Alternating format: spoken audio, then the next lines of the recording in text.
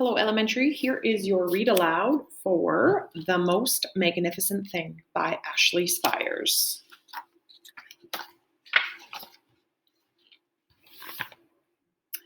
This is a regular girl and her best friend in the whole wide world.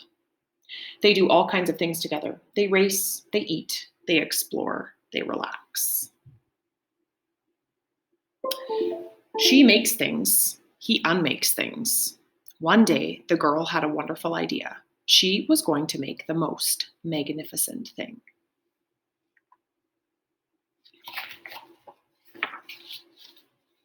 She knows just how it will look.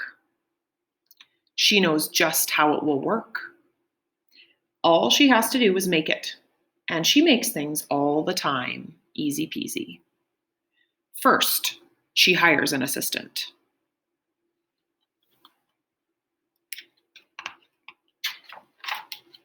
Next, they gather their supplies. They set up somewhere out of the way and get to work.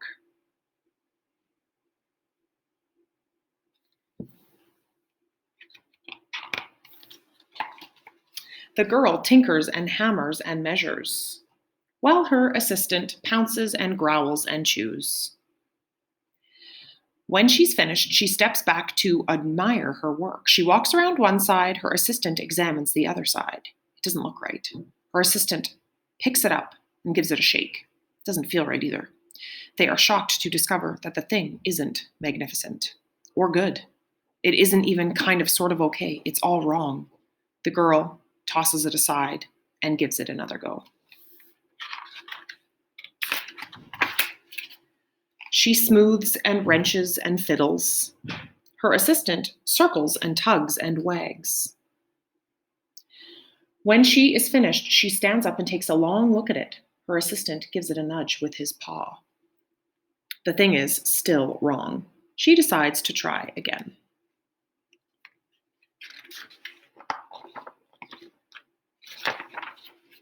The girl saws and glues and adjusts. She stands and examines and stares. She twists and tweaks and fastens. She fixes and straightens and studies. She tries all different ways to make it better. She makes it square. She makes it round. She gives it legs. She adds antennae. She makes it fuzzy. She makes it long, short, rough, smooth, big, small. One even smells of stinky cheese, but none of them are magnificent.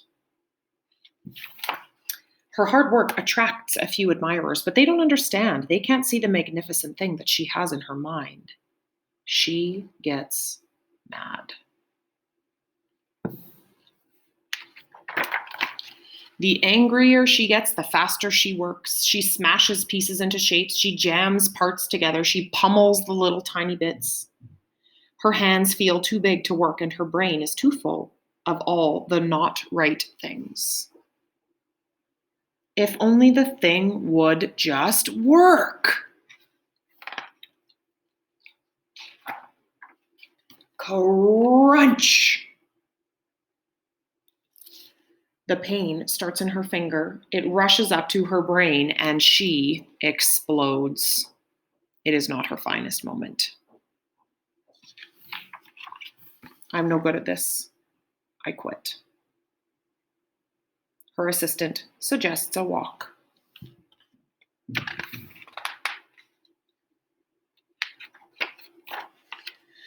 It's not much help at first, but before long, she starts to feel different. Bit by bit, the mad gets pushed out of her head. As they stroll along, she comes across the first wrong thing she made. The bad feelings about it are about to start all over again. Then she notices something surprising. There are some parts of the wrong things that are really quite right. The bolts on one, the shape of another, the wheel to seat ratio of the next, there are all sorts of parts that she likes.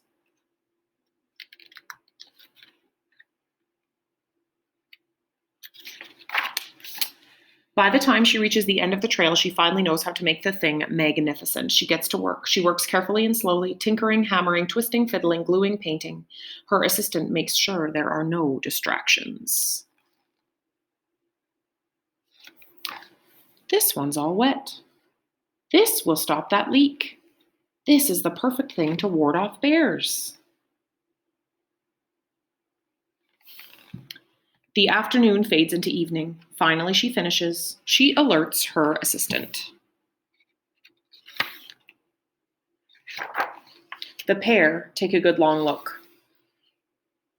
It leans a little to the left and it's a bit heavier than expected. The color could use a bit of work too, but it is just what she wanted. They climb aboard and take it for a spin. They are not disappointed. It really is the most magnificent thing.